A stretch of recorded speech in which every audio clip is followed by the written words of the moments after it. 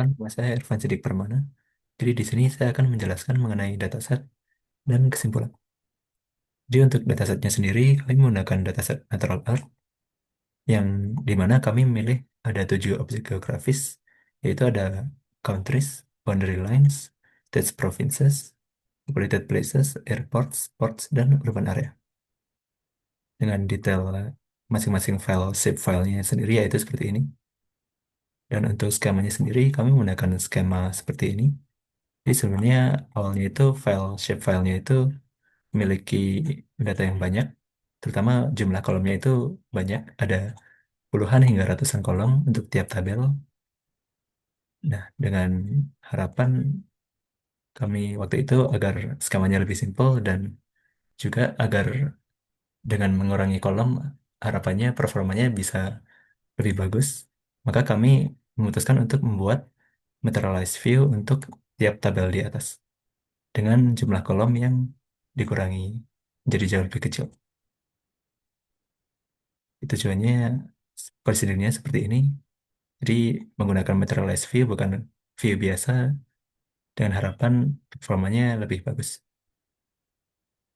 Oh, lalu untuk ada instruksi memuat datasetnya, itu instruksinya ada di file readme di sini yang nanti disertakan waktu pengumpulan. Setelah mengikuti instruksi ini, maka datasetnya sudah akan siap digunakan. Misalnya di sini nanti ada tabelnya, tabel aslinya, yang dia isinya ada banyak kolomnya. Di sini ada mungkin ratusan kolom, dan juga ada materialized view-nya yang di sini isinya hanya beberapa kolom saja.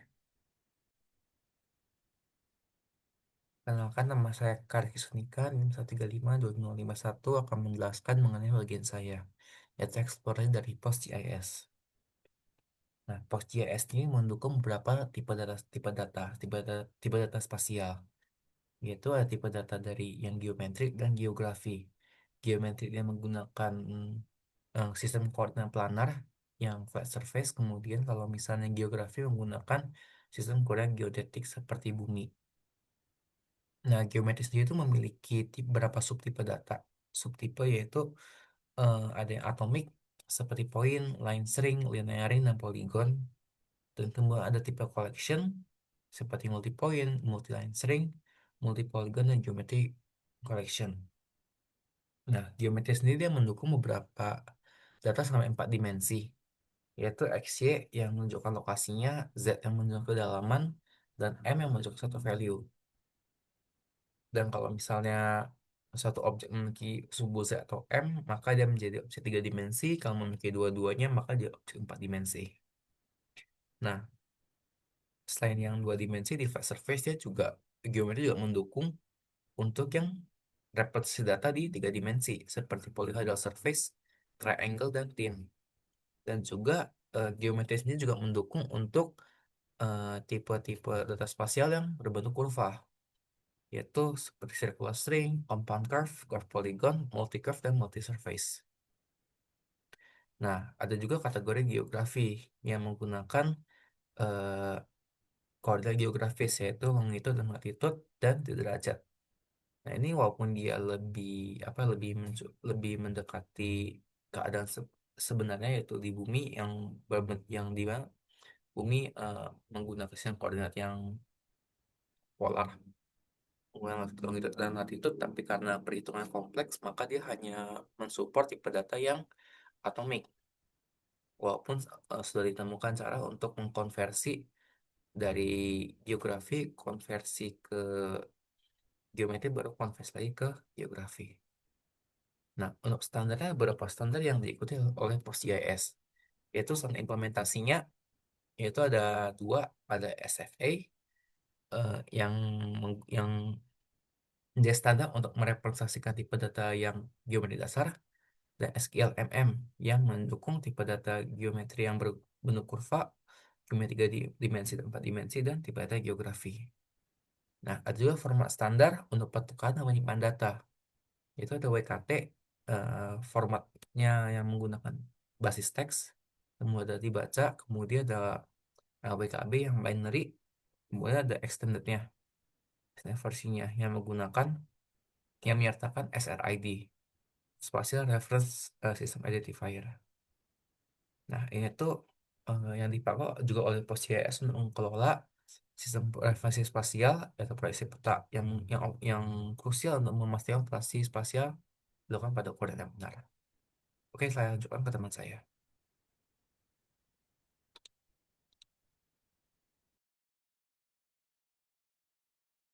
Selamat pagi, selamat siang, dan selamat malam. Perkenalkan, nama saya Zaki Rizra Chandra dengan NIM 1352031, dan ini adalah video tentang presentasi untuk proyek ketiga dari IF 4040 pemodelan data lanjut. Ini Kak, saya dari kelompok yang menggunakan dataset Natural Earth, dan di sini saya akan menjelaskan terkait deskripsi persoalan dari dataset kami. Oke, jadi mula-mulanya adalah makin seiring dengan perkembangannya zaman, dunia tentu saja muncul berbagai macam negara, yang setiap negara itu memiliki kepemilikan wilayah dan penetapan batas negara yang harus diakui secara internasional. Nah, bagaimana dari negara-negara lain dapat mengetahui hal seperti ini? Maka dari itu diperlukan sebuah database yang berisi tentang wilayah, yang berisi tentang garis-garis perbatasan yang membatasi antara satu negara dengan negara-negara lainnya.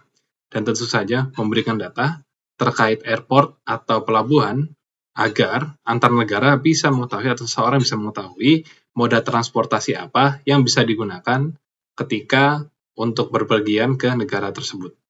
Jadi kurang lebih itu untuk deskripsi persoalan dari dataset yang kami gunakan. Nah, kami menggunakan dataset seperti Natural Earth 50M, yaitu dataset ini menyediakan hal-hal tersebut seperti secara region seperti apa suatu negara, batasnya apa saja, batas dari lautan, batas dari daratan juga, dan jenis-jenis dan berbagai macam negara serta jenis-jenisnya apakah merdeka, apakah sedang dalam konflik, itu semua ada di dalam dataset ini. Natural Earth 50M. Yang selanjutnya lebih lanjutnya akan dijelaskan oleh teman saya. Oke, jadi di sini saya akan menjelaskan tentang pertanyaan yang akan diajukan, terutama pertanyaan yang hanya melibatkan atribut deskriptif. Ada 3 pertanyaan. Yang pertama, berapa jumlah negara di setiap benua? Diurutkan dari benua dengan jumlah negara terbanyak. Kemudian, ditampilkan 10 negara dengan estimasi PDB tertinggi di dunia. Serta yang terakhir, berapakah jumlah negara yang berdaulat, wilayah yang sedang diperebutkan, dan entitas yang seharusnya tidak jelas di dunia. Maksudnya ini adalah entitas yang negara yang tidak memiliki atau sebuah entitas yang ada di dunia ini yang tidak memiliki status yang jelas. Inilah query untuk mencari tahu negara dengan benua dengan negara yang terbanyak, ada Afrika, Asia, Eropa, dan yang paling sedikit adalah yang di open ocean atau. Oke, kemudian untuk query 2, 10 negara dengan PDB terbesar, misalnya ada Amerika, China, Jepang, dan seterusnya. Dan yang terakhir, berapakah jumlah negara di dunia ini yang dengan statusnya masing-masing. Untuk negara merdeka ada 185, dependensi masih dependen dengan negara lain ada 28. Ada country yang mungkin country ini sebenarnya adalah sovereign juga, tetapi dengan terminologi yang lain ada 19 dan seterusnya. Itu saja untuk query dengan atribut untuk query dengan atribut deskriptif. Di sini belum masuk ke spasial. Spasial akan lebih lanjut dijelaskan oleh teman saya. Halo semuanya, perkenalkan nama saya Laji Dalausian Negara dengan NIM 135222097, dan saya akan menjelaskan mengenai pertanyaan interaktif dan pertanyaan yang melibatkan agregasi data spasialnya beserta query-query-nya. Pertanyaan interaktif, tiga, itu menampilkan informasi negara yang ditunjuk pengguna, yang kedua menampilkan kota terdekat, dan yang ketiga menampilkan negara yang berbagi perbatasan. Terus pertanyaan yang melibatkan agregasi data spasial, total luas wilayah dari semua negara di benua Amerika, kemudian berapa negara yang berbatasan langsung dengan negara Indonesia, dan berapa jumlah total kota atau populated places dalam setiap benua. Oke, untuk implementasi query-nya, yang query pertama adalah tentukan dari yang diklik, dan kebetulan untuk di QGIS itu kalau mau menjalankan via query itu harus di hardcode ya, latitude longitude-nya. Jadi kita ambil saja titik arbiter di sekitar Italia kurang lebih. Kita bisa lihat angkanya tidak berbeda jauh dari 43 dan 11. Asumsikanlah latitude-nya 43,501 dan longitude-nya 11,584. Dengan kode demikian, kita bisa menjalankan dan mendapatkan informasi mengenai negara Italia, gitu ya. Yes, Italia. Yang kedua, titik terdekat dari titik yang diklik, sama titiknya.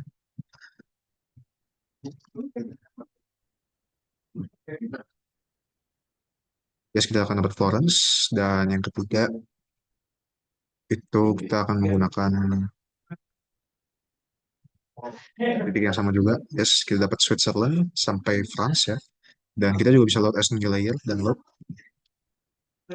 untuk mendapatkan ya, tampilannya ya, karena dia mengandung atribut geometri seperti itu. Itu untuk query yang melibatkan interaktif ya dengan penggunanya. Sedangkan untuk agregasi data spasial, kita bisa mengambil query untuk mengetahui luas semua negara di benua Amerika.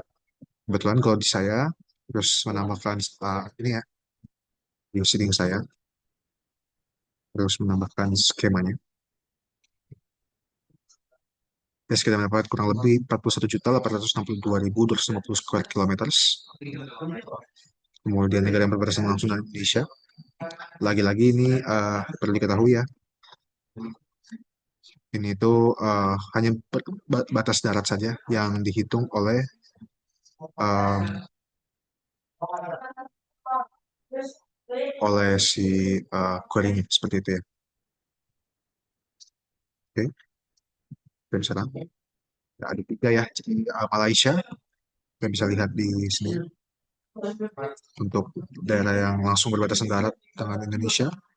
Itu memang ada Malaysia, Timor Leste, dan Papua Nugini. Sedangkan kalau Australia, karena dia tidak berbatasan darat, dia tidak dihitung sebagai perbatasan langsung gitu ya, berbatas langsung. Begitu pula dengan Filipina dan juga Singapura. Oke, next. Kita akan menjalankan mengenai yang terakhir untuk jumlah kota atau total populated places dalam setiap bentuk.